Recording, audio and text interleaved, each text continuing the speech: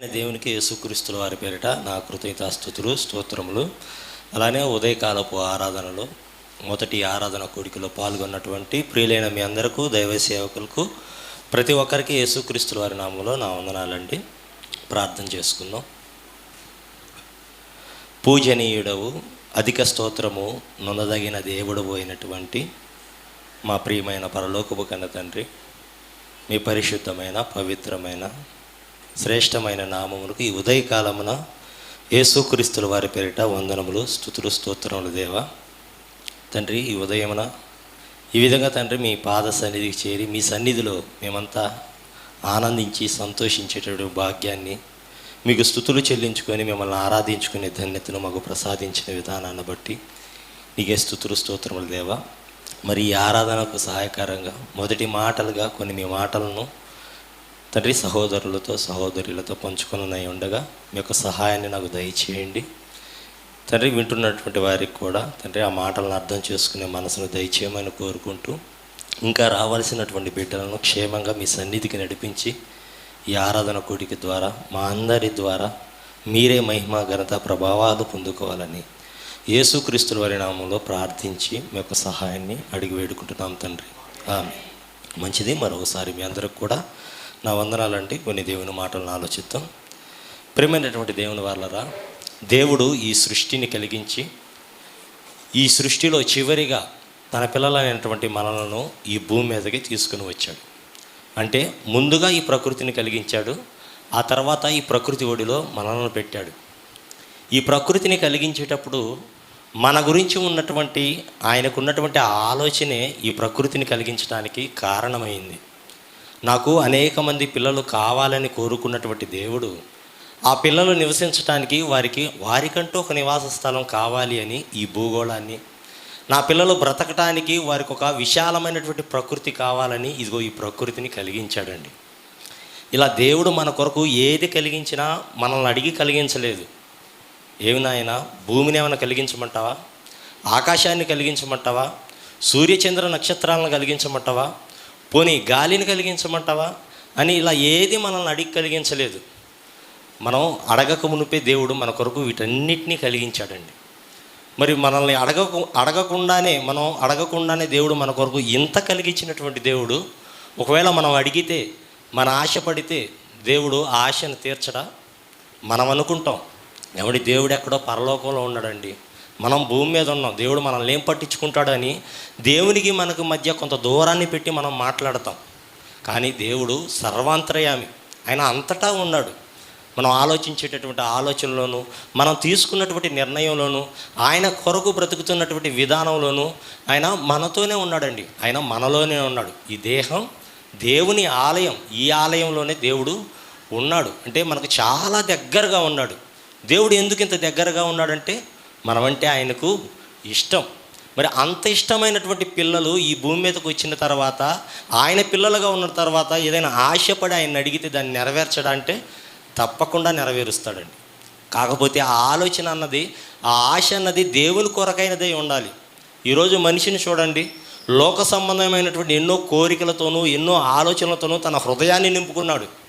లోక సంబంధమైనటువంటి కోరికలతో మనసులో పెట్టుకొని దేవుని దగ్గరకు వచ్చి అవే అడుగుతున్నాడు. లోక సంబంధంగా అడుగుతున్నాడు, దేవా నాకు ఇది చెయ్యి, అది చెయ్యి, నాకు అది కావాలి, ఇది కావాలని ఇవి అడుగుతున్నాడు. అంటే లోక సంబంధంగా దేవుణ్ణి అడగటానికి అసలు వీలే లేదండి. పోనీ మన ఆశ దైవికమైనదైతే, దైవ సంబంధమైనదైతే దేవుడు దాన్ని తప్పనిసరిగా దాన్ని నెరవేరుస్తాడంట. ఈరోజు మనం వాక్యపట్నంలో చదువుకున్నాం. మరోసారి చదవండి. కీర్తనల గ్రంథం 42వ అధ్యాయం, కీర్తనల గ్రంథం 42వ అధ్యాయం 1-2 వచనాలు. దుప్పి నీటి వాగుల కొరకు ఆశపడినట్లు దేవా, నీ కొరకు నా ప్రాణము ఆశపడుచున్నది. నా ప్రాణము దేవుని కొరకు తృష్ణగొనుచున్నది. జీవము గల దేవుని కొరకు తృష్ణగొనుచున్నది. దేవుని సన్నిధికి నేను ఎప్పుడు వచ్చేదను? ఆయన సన్నిధిని నేను ఎప్పుడు కనపడదును. ఏమంటే ఇక్కడ భక్తుడు దేవుడి పైన ఆశ కలిగి ఉన్నాడు. ఆ ఆశ ఏంటో తెలుసా? నేను ఇదిగో త్వరగా దేవుని మందిరానికి వెళ్ళాలి, దేవుని సన్నిధితో దేవునితో కలిసి నేను ఆనందించాలనేటువంటి ఆశ కలిగి ఉన్నాడు. ఇది దైవ సంబంధమైనది ప్రియమైన వాళ్ళారా. అంటే ఇలాంటి ఆశలు మనం కూడా కలిగి ఉండాలి. ఉదయాన్నే లేచి నేను ఎప్పుడెప్పుడు దేవుని మందిరానికి వెళ్ళాలి, పాటల ద్వారా ఆయన్ని ఎప్పుడు కనపరచాలి, దేవుడు చేసినటువంటి మేలులను బట్టి ఆయనకి ఎప్పుడు నేను కృతజ్ఞతాస్తుతులు చెల్లించుకోవాలనేటువంటి ఆశ మనం కలిగి ఉన్నప్పుడే మనం దేవునితో చాలా దగ్గరగా ఉండేటటువంటి అనుభూతిని పొందుకోగలుగుతాం. ఇక్కడ భక్తుడు కూడా అదే అంటున్నాడు, దుప్పి నీటి వాగుల కొరకు ఆశపడినట్లు అంటున్నాడు. అంటే ఎడారిలో ఉన్నటువంటి ఒక దుప్పికి దప్పిక అయినప్పుడు, అంటే దానికి దాహం అయినప్పుడు అది నీటి వాగుల కొరకు ఆశపడుతూ ఉంటుంది. అవి దొరకగానే ఆ నీటిని తాగి దాని ప్రాణాన్ని అది తెప్పరిల్లా చేసుకుంటుంది. ఇక్కడ భక్తుడు కూడా అదే అంటున్నాడు, దేవా అది ఎలాగైతే నీటిని తాగి తన ప్రాణాన్ని తెప్పరిల్లుతుందో అలాగనే నీ కొరకు నా ప్రాణం అలానే ఉంది అని అంటున్నాడు. అంటే ఏమంటే ఆశపడుతూ ఉన్నాడు. మరి ఆశ కలిగినటువంటి ప్రాణాన్ని దేవుడు తృప్తిపరుస్తాడా అంటే మరొక వచనాన్ని చూడండి. కీర్తనల గ్రంథం 107వ అధ్యాయం. ఆశ కలిగిన ప్రాణాన్ని దేవుడు తృప్తిపరుస్తాడో లేదో చూద్దాం. 107వ అధ్యాయం 9వ వచనం. ఏలయనగా ఆశ గల ప్రాణమును ఆయన తృప్తిపరిచి ఉన్నాడు, ఆకలి కొనిన వారి ప్రాణమును మేలుతో ఆయన నింపి ఉన్నాడండి. ఏమండి, ఆశ కలిగినటువంటి ప్రాణాన్ని దేవుడు తృప్తిపరిచాడంట, ఆ ప్రాణమును మేలులతో నింపాడంట. ఇంతకు ఆశ కలిగినటువంటి ప్రాణాన్ని దేవుడు ఎలా తృప్తిపరిచాడో, ఎలా మేలులతో నింపాడో ఏమంటే 1-2 సందర్భాలను చూసుకుందాం. అపోస్తలుల కార్యములు 10వ అధ్యాయం. అపోస్తలుల కార్యములు 10వ అధ్యాయం మొదటి వచనం, 1-2 వచనాలు. ఇటలీ పటాలమనబడిన పటాలములో శతాధిపతి అయిన కొర్నేలియను భక్తిపరుడు ఒకడు కైసరియలో ఉండెను. అతడు తన ఇంటి వారందరితో కూడా దేవుని యందు భయభక్తులు గడవాడై ఉండి ప్రజలకు బహుధర్మము చేయుచు ఎల్లప్పుడూ దేవునికి ప్రార్థన చేయవాడు. ఏమండి, కైసరియా ప్రాంతంలో భక్తిపరుడైన కొర్నేలి అనే ఒక వ్యక్తి ఉన్నాడు. కాబట్టి నిజానికి దేవుని యొక్క మార్గం ఏంటో స్పష్టంగా ఆయనకు తెలియనప్పటికీ ఆయన దేవుడు అంటే ఆశ కలిగి ఉన్నాడు. ఆ దేవుని బట్టే దాన ధర్మాలు ఎల్లప్పుడూ ప్రార్థన చేస్తూ ఉండేవాడంట. అంటే దేవుని గురించి సరైన వివరణ తెలియనప్పటికీ దేవుడు అంటే చూడండి ఎంత ఆశ కలిగి ఉన్నాడో.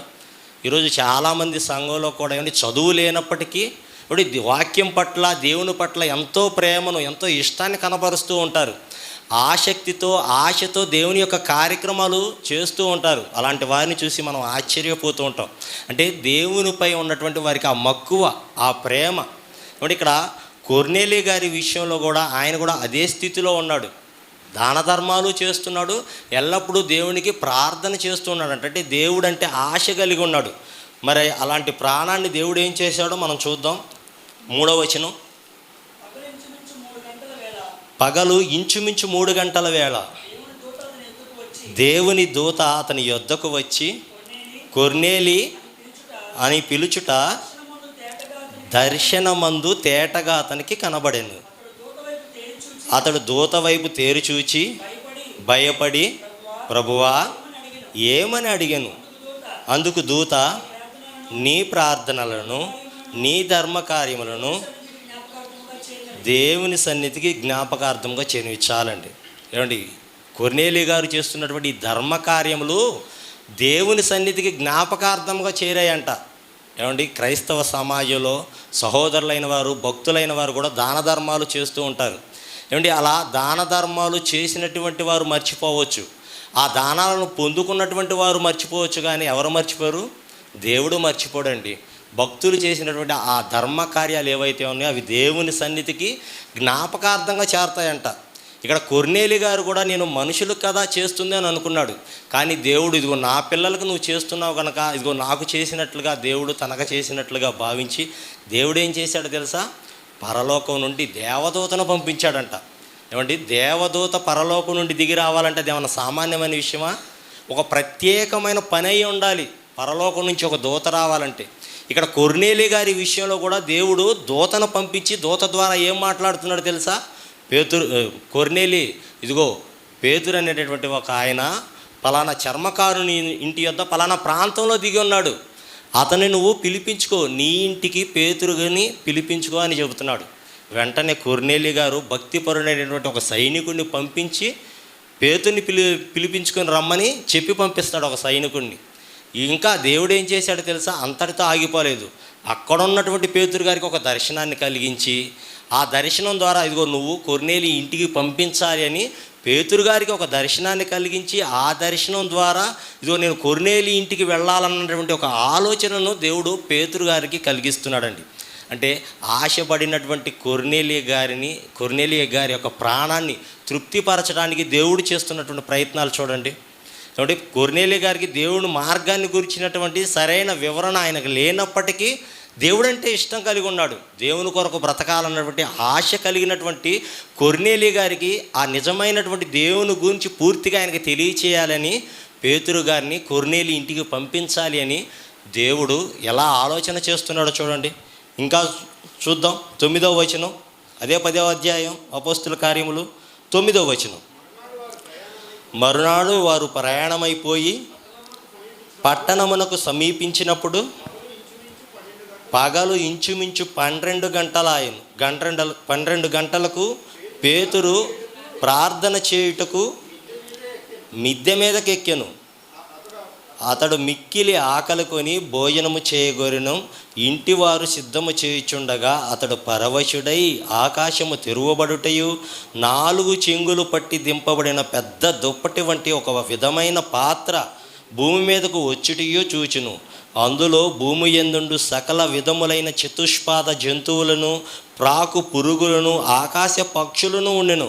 అప్పుడు పేతురు, నువ్వు లేచి చంపుకొని తినుమని ఒక శబ్దము అతనికి వినపడెను. అయితే పేతురు, వద్దు ప్రభువా, నిషిద్ధమైనది అపవిత్రమైనది ఏదైనాను నేను ఎన్నడూ తినలేదని చెప్పగా.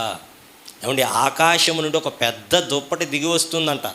ఆ దుప్పటిలో సకల విధములకు చతుష్పాద జంతువులు ఉన్నాయి. అప్పుడు దేవుడు పేతురు, నువ్వు లేచి వాటిని చంపుకొని తినవయ్యా అనంటే పేతురు గారు చెబుతూ ఉంటాడు, అయ్యా నిషిద్ధమైనవి అపవిత్రమైనది నేను ఎన్నడూ తినలేదు ప్రభువా అంటాడు. అలా ముమ్మారు దేవుడు చెప్పటం, పేతురు గారు నేను తిననని చెప్పటం. అప్పుడు దేవుడు, ఇదిగో నేను పవిత్రపరిచిన వాటిని నిషిద్ధమైనవిగా నువ్వు వెంచవద్దు అని దేవుడు చెబుతాడండి. అంటే పేతురు గారు ఆలోచిస్తూ ఉంటాడు ఈ దర్శన భావం ఏమిటని. అంటే పేతురు గారు కొర్నేలి ఇంటికి వెళ్ళటానికి ముందు కొర్నేలి గారికి దేవుడు దూతను పంపించి నువ్వు వెళ్ళి పేతురు గారిని నీ ఇంటికి పిలిపించుకో అని చెప్పటం, ఇటుపక్క పేతురు గారికి ఒక దర్శనాన్ని కలిగించి ఆ దర్శనం ద్వారా పేతురు, నువ్వు నిషిద్ధమైనవే అని ఎంచుతున్నావే, అవేవో ఇదిగో ఆ కొర్నేలిని నేను పవిత్రపరిచానయ్యా అని దర్శన రూపంగా అంటే పరోక్షంగా పేతురు గారిని కొర్నేలి ఇంటికి పంపించడానికి దేవుడు ఎలా సిద్ధం చేస్తున్నాడో చూడండి. ఇంకా మనం కిందకు చదవగలిగితే 17-18 వచనాలు అపోస్తుల కార్యములు 10వ అధ్యాయం. పేతురు తనకు కలిగిన దర్శనం మేమై ఉండును అని తనకు ఎటు తోచక ఉండగా కొర్నేలి పంపిన మనుషులు సీమోను ఇల్లు ఏదని విచారించి తెలుసుకొని వాకిట నిలిచి ఇంటి వారిని పిలిచి, పేతురు అను మారు పేరు గల సీమోను ఇక్కడ దిగి ఉన్నాడా అని అడిగిరి. చాలండి. ఏమిటి, పేతురు గారికి ఆ దర్శనాన్ని గురించి ఆలోచిస్తున్నటువంటి పేతురు గారికి అర్థమైపోయింది. నేను ఏదైతే నిషిద్ధం అనుకున్నానో అదిగో కొర్నేలిని నేను నిషిద్ధం అనుకున్నాను, దేవుడు అతనిని పవిత్రపరిచాడు. దేవుడు పవిత్రపరిచినటువంటి వారిని నేను నిషిద్ధమైనటువంటి వారిగా నేను ఎంచకూడదని అర్థమైపోయి వెంటనే ఏం చేశాడో చూడండి పేతురు గారు. 19-20 వచనాలు. పేతురు ఆ దర్శనం గురించి యోచించుచుండగా ఆత్మ, ఇదిగో 3 మనుషులు నిన్ను వెతుకుచున్నారు, నీవు లేచి క్రిందికి దిగి సందేహింపగా వారితో కూడా వెళ్ళుము, నేను వారిని పంపి ఉన్నానని అర్థంతో చెప్పిన. పేతురు గారికి అర్థమైపోయింది. వెంటనే లేచి, ఇదిగో మీరు వెతుకుతున్నటువంటి పేతురుని నేనే, పద నేను నీతో కూడా వస్తానని వారితో కూడా కొర్నేలి ఇంటికి వెళ్ళి యేసుక్రీస్తు వారి గురించినటువంటి సువార్తను ప్రకటించాడండి. అప్పుడు కొర్నేలి గారు అతని ఇంటి కుటుంబ సభ్యులంతా ఎంతో ఆనందించి సంతోషిస్తున్నారు. అంటే కొర్నేలి గారు దేవుడి పట్ల ఆశ కలిగి ఉన్నాడు. ఆశ కలిగినటువంటి ప్రాణాన్ని దేవుడు తృప్తిపరచాడండి. కొర్నేలి గారు పేతురు గారిని వేడుకుంటున్నాడంట. చూద్దాం ఎందుకు వేడుకుంటున్నాడో. అదే 10వ అధ్యాయం, అపోస్తుల కార్యములు 10వ అధ్యాయం 48వ వచనాన్ని చూడండి. యేసుక్రీస్తు నామమందు వారు బాప్తిస్మము పొందవలెనని ఆజ్ఞాపించెను. తర్వాత కొన్ని దినములు తమ యొద్ద ఉండుమని వారతని వేడుకొనిరి. ఏమండి, కొర్నేలి గారు పేతురు గారిని వేడుకున్నాడంట. ఎందుకు? ఇంకా ఆ మహనీయుడైనటువంటి యేసుక్రీస్తుని గురించి మాకు చెప్పండి అని అంటున్నాడు. అంటే నిజమైనటువంటి దేవుని గురించి తెలుసుకోవాలి, ఆయన సంకల్పం గురించి తెలుసుకోవాలనేటువంటి ఆశ కలిగినటువంటి కొర్నేలి గారికి అతని కుటుంబానికి దేవుడు పేతురు గారిని పంపించాడు, వాక్యం చెప్పించాడు, వారిపైన పరిశుద్ధాత్మను దింపాడు. ప్రియమైనటువంటి వాళ్ళారా, అంటే దేవుడు ఆశ కలిగినటువంటి ప్రాణాన్ని ఎలా తృప్తిపరుస్తున్నాడో చూడండి. అంటే మనకు ఎలాంటి ఆశ ఉందో చెప్పండి. ఈ సందర్భాన్ని విన్న తర్వాత మనకున్నటువంటి ఆశ లోక సంబంధమైనదా, దైవికమైనదా? అంటే లోక సంబంధమైన ఆశ మనలో ఉంటే అది దేవుని దగ్గర నెరవేర్చుకోవాలని మనం అనుకోకూడదండి. మనకున్న ఆశ నిజంగా దైవ సంబంధమైతే దేవుడు తప్పక దాన్ని నెరవేరుస్తాడు. దాంట్లో ఎటువంటి సందేహం లేదు. ఇక్కడ పేతురు గారు కొర్నేలి గారి ఇంటికి వెళ్ళే ముందు కొర్నేలి గారికి దేవుడు ఒక దూతను పంపించి పేతురు గారిని పిలిపించుకోమని చెప్పాడు. పేతురు గారికి కూడా ఒక దర్శనాన్ని కలిగించి ఇదిగో నువ్వు కొర్నేలి ఇంటికి వెళ్ళమని చెప్పి పేతురు గారి ద్వారా వాక్యాన్ని ప్రకటించి ఆశపడినటువంటి కొర్నేలి గారి ప్రాణాన్ని, ఆ కుటుంబాన్ని దేవుడు ఎలా తృప్తిపరిచాడో మనం చూస్తున్నాం. దేవుడు కూడా మనం పుట్టక ముందే, అసలు ఈ లోకానికి రాకముందే మన కోసం ఎన్నో చేశాడండి, ఎన్నో చేశాడు. మరి ఈ భూమి మీదకి వచ్చినాక తన పిల్లలుగా మనం ఏదైనా ఆశపడితే దేవుడు దాన్ని చేయకుండా ఉంటాడా? చేస్తాడండి. ఒకవేళ చేయలేదు అంటే నువ్వు అడిగినది సరైనది కాదు, వాక్యానుసారమైనది కాదు అని మనం అర్థం చేసుకోవాలి. మరొక సందర్భాన్ని కూడా చూద్దాం. ఇదే అపోస్తుల కార్యముల గ్రంథం 8వ అధ్యాయం, అపోస్తుల కార్యముల గ్రంథం 8వ అధ్యాయం 26వ వచనం అండి. ప్రభువు దూత నీవు లేచి దక్షిణముగా వెళ్ళి యెరూషలేము నుండి గాజాకు పోవు మార్గమును కలుసుకోమని, యెరూషలేము నుండి గాజాకు పోవు అరణ్య మార్గమును కలుసుకోమని ఫిలిప్పుతో చెప్పగా అతడు లేచి వెళ్ళెను. అప్పుడు ఐథియోపియుల రాణి అయిన కందాకే క్రింద మంత్రి అయి ఆమె యొక్క ధనాగారం అంతటి మీదనున్న ఐథియోపియుడైన నపుంసకుడు ఆరాధించుటకు యెరూషలేముకు వచ్చి ఉండును. ఆరాధించడానికి ఎక్కడ నుంచి ఎక్కడికి వచ్చాడంట నపుంసకుడు? ఐథియోపియా దేశం నుండి యెరూషలేమునకు వచ్చాడంట. వచ్చినటువంటి వ్యక్తి మామూలు వ్యక్తి కాదు. వచ్చినటువంటి వ్యక్తి సాదాసీదామైన సామాన్యమైనటువంటి వ్యక్తి కాదు. రాణి అయినటువంటి కందాకే క్రింద ఆమె ధనాగారమంతటి మీద ఉన్నటువంటి ఒక అధికారి, అంటే ఫైనాన్స్ మినిస్టర్, ఆర్థిక శాఖ మంత్రి. ఆయన యెరూషలేముకు వచ్చాడంట తండ్రిని ఆరాధించడానికి. ఈరోజు మనం ఆరాధనకు రావాలి అంటేనే చాలా కష్టంగా ఫీల్ అవుతాం, భారంగా ఉంటుంది. దేవుణ్ణి ఆరాధించాలనేటటువంటి ఆశ మనకు లేదు. ప్రార్థన చేయాలన్నా, పాటలు పాడాలి అన్నా ఇబ్బంది పడుతూ ఉంటాం.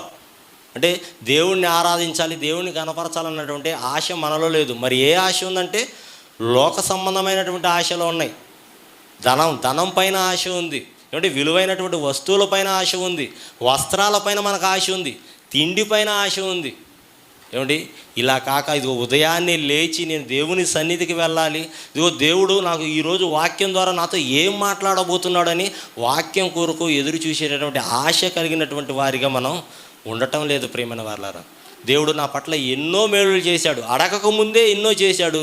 చివరికి తన ప్రియ కుమారుణ్ణి, తాను ప్రియముగా ప్రేమించినటువంటి తన కుమారుణ్ణే ఇదిగో నా పాపముల నిమిత్తం బలిగా అర్పించాడు. ఇంతగా ప్రేమించినటువంటి దేవుడిని, నా కొరకు ఇంతగా కష్టపడి తన కుమారుని త్యాగం చేసినటువంటి దేవుణ్ణి ఆయన సన్నిధికి వెళ్ళి ఆయన సన్నిధిలో నేను మోకరించి మనసారా ఆశ తీరా ఇదిగో నా దేవునితో నేను మాట్లాడుకోవాలి, ఆయనకు కృతజ్ఞతాస్తుతులు చెల్లించాలి అని దేవునితో ప్రార్థనలో ఏకమై ఉన్నట్టుగా మనకేం కనబడటం లేదు. అంటే మనకు ఆశలు లేవు. ప్రభువు బల్ల తీసుకునేటప్పుడు కూడా చాలామంది అటు ఇటు తిరుగుతా అనాలోచనతో ఉండి అందులో చేతులు వేస్తున్నారు. అంటే దేవుణ్ణి స్తుతించాలి, ఆయన చేసినటువంటి మేలులను బట్టి నేను నా హృదయాన్ని ఆయన పాదాల చెంత కుమ్మరించుకోవాలనేటువంటి ఆలోచనలు అలాంటి ఆశలు ఎవరికి లేవు. కానీ ఈ నపుంసకుడు చూడండి, ఒక దేశం నుంచి మరొక దేశానికి దేవుణ్ణి ఆరాధించాలి, తండ్రిని ఆరాధించాలని వచ్చాడు. ఆరాధనను ముగించుకున్నాడు. తిరిగి వెళ్ళేటప్పుడు ఏమంటే మార్గం మధ్యలో ఏం చేస్తూ వెళ్తున్నాడు తెలుసా? మనమైతే ప్రయాణం చేస్తున్నప్పుడు పల్లీలు ఏరుశనక్కాయలు కొనుక్కొని తింటూ వెళ్తాం, కానీ ఆయన ఆ పని చేయటం లేదు. యెషయా గ్రంథాన్ని చదువుతున్నాడంట. అలా చదువుతున్నప్పుడు అందులో ఉన్నటువంటి ఒక సందర్భం ఆయనకు అర్థం కాలేదు, చెప్పేవారు ఎవరూ లేరు. అప్పుడు ఆశపడుతున్నాడు తెలుసుకోవాలని. అలా ఆశపడినటువంటి ప్రాణాన్ని దేవుడు ఏం చేశాడో తెలుసా? ఎక్కడో ఉన్నటువంటి ఫిలిప్పు గారిని ఆత్మచేత, ఇదిగో ఫిలిప్పు, నువ్వు అదిగో ఆ నపుంసకుడిని ఎదుర్కో, ఆ రథాన్ని ఎదుర్కో, అతని దగ్గరకు వెళ్ళు అని ఆత్మచేత దేవుడు ఫిలిప్పు గారిని నపుంసకుడి దగ్గరకు పంపించాడు. ఏమండి, ఫిలిప్పు నపుంసకుడి దగ్గరకు వెళ్ళినప్పుడు ఆయన ఫిలిప్పును చూసినటువంటి నపుంసకుడు ఆశ్చర్యపోయి రథం మీద ఎక్కించుకొని, ఇదిగో యెషయా గ్రంథంలో ఇక్కడ ఉన్నటువంటి ప్రవక్త ఎవరి గురించి మాట్లాడుతున్నాడు? తనను గురించా మరి ఒకరి గురించి మాట్లాడుతున్నాడా? నాకు చెప్పు అన్నప్పుడు ఫిలిప్పు గారు ఇది యేసుక్రీస్తుని గురించినటువంటి సందర్భం అని యేసుక్రీస్తుని గురించినటువంటి సువార్తను ప్రకటించాడండి. ఆ వాక్యాన్ని విన్నటువంటి నపుంసకుడు, ఇదిగో నాకు బాప్తిసం తీసుకోవాలని ఉంది, ఇదిగో నాకు బాప్తిసం ఇవ్వడానికి ఆటంకం ఏమని అడిగి నీళ్లు ఉన్నటువంటి చోటు రాగానే ఫిలిప్పు చేత ఏమంటే బాప్తిస్మం పొందుకొని ఆనందంతో సంతోషంతో తిరిగి వెళ్ళినట్టుగా నపుంసకుడిని చూస్తున్నాం. అంటే ఆశపడినటువంటి ప్రాణాన్ని దేవుడు తృప్తిపరుస్తున్నాడు. ప్రేమన వాళ్ళరా, ఏమండి మనకున్నటువంటి ఆశ ఏంటో తెలుసా? ఏమంటే దేవుని పిల్లలంగా బాప్తిస్మం పొందుకున్నటువంటి వారిగా క్రైస్తవులుగా ఉన్నటువంటి యావత్తు ప్రపంచంలో ఉన్నటువంటి క్రైస్తవులకు ఉన్నటువంటి ఆశ ఏంటంటే, ఇదిగో మహనీయుడైనటువంటి యేసుక్రీస్తు వారు రెండవ రాకడలో నా కొరకు వస్తాడనేటువంటి ఆశ కలిగి మనం ఉండాలి. ఆయన ఎలాగైతే చనిపోయి తిరిగి లేచాడో, ఇదిగో ప్రభువు నందుండి మృతి నొందినటువంటి నన్ను కూడా నా ప్రభు నన్ను తిరిగి లేపుతాడు. ఇదిగో నేను ఈ లోకాన్ని విడిచి వెళ్ళినా సరే, లేదా ఈలోపు ప్రభు ఈ భూమి మీదకి రెండవసారి వచ్చినా సరే, నేను ప్రభువుతో పాటు నేను వెళతాను. దేవుడు అన్నటువంటి ఆ మహాలోకానికి నేను వెళ్ళాలన్నటువంటి ఆశ కలిగినటువంటి వారిగా మరణించి తిరిగి లేవాలన్నటువంటి ఆశలు మనలో ఉండాలండి. ఇవి దైవికమైనటువంటి ఆశలు. అంటే అపోస్తలుడైనటువంటి పౌలు గారు కూడా ఇలాంటి ఆశలనే కలిగి ఉన్నాడు. అంటే ఏ విధము చేతనైనా నాకు మృతులలో నుండి పునరుద్ధానం కావాలి అని అంటాడు. మరొక సందర్భంలో కూడా ఆయనకు ఉన్నటువంటి ఆశ ఏంటో చూద్దాం. రోమపత్రిక 15వ అధ్యాయం. పౌలు గారు తనకున్నటువంటి ఆశ ఏంటో తానే చెబుతున్నాడు. రోమపత్రిక 15వ అధ్యాయం 21వ వచనం అండి. రోమపత్రిక 15వ అధ్యాయం 21వ వచనం. 21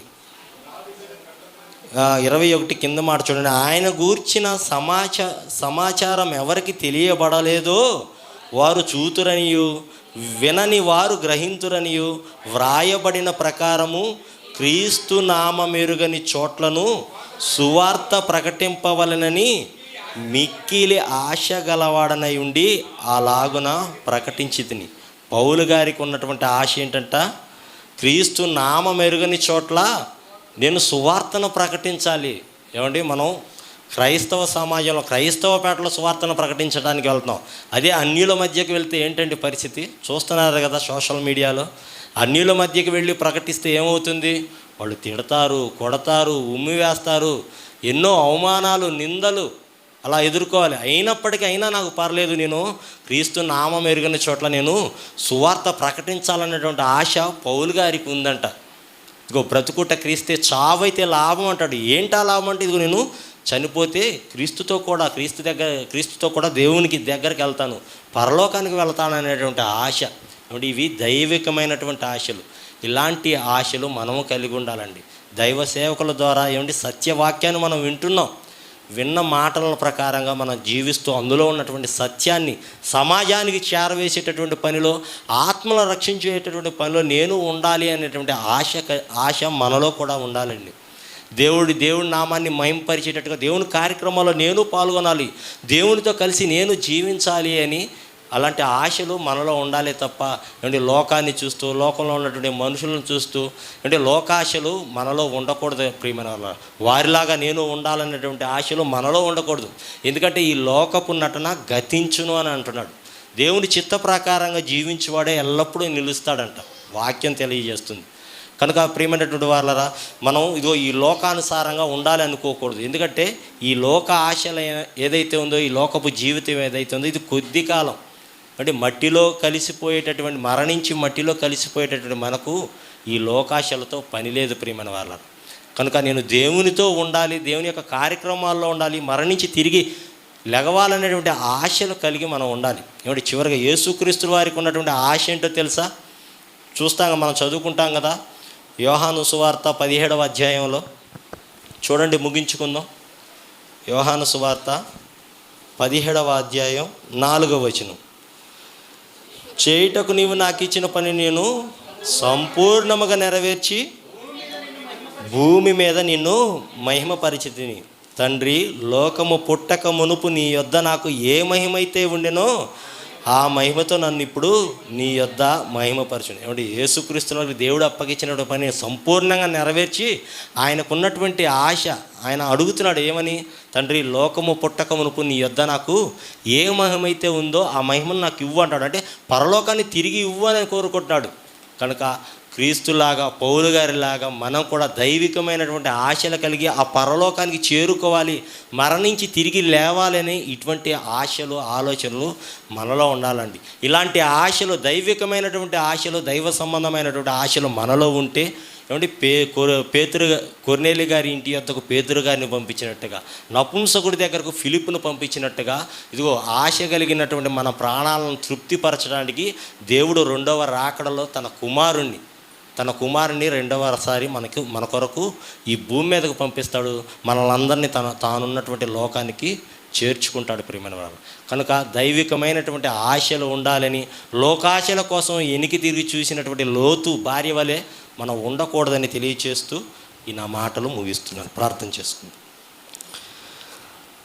ప్రేమగల తండ్రి, కృపగల దేవ, మహోన్నతుడా, మహాగణుడ, మమ్మల్ని మిక్కిలిగా ప్రేమించినటువంటి మా ప్రియమైన పరలోకపు కన్న తండ్రి, మీ ఘనమైన, ఉన్నతమైన, గొప్పదైన మీ నామమునకు మరోసారి యేసుక్రీస్తు వారి పేరిట వందనములు, స్తుతులు, స్తోత్రముల దేవా.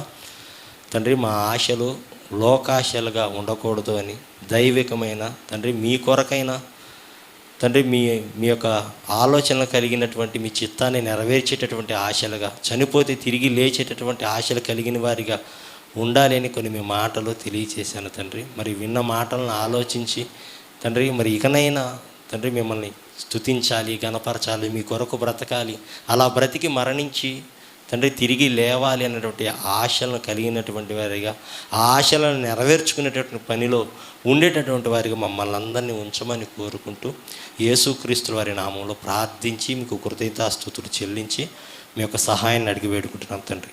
ఆమేన్. మంచిదండి. ఇప్పటివరకు వాక్యాన్ని విన్నటువంటి మీ అందరికీ, దైవ సేవకులకు కూడా ప్రత్యేకమైనటువంటి నా వందనాలు.